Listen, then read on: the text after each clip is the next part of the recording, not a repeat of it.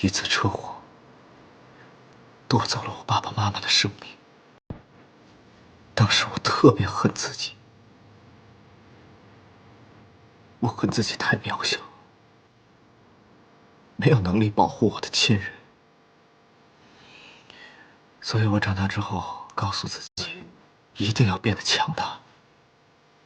只有强大了，才能保护我的亲人。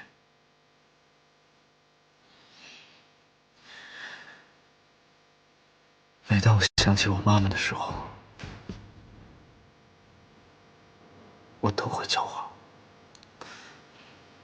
也许，这就是对她怀念和祭奠的一种方式。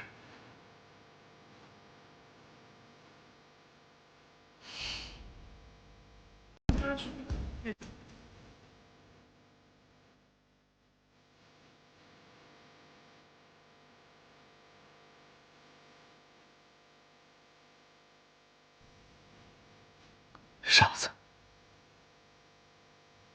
答应我，以后不要这样了。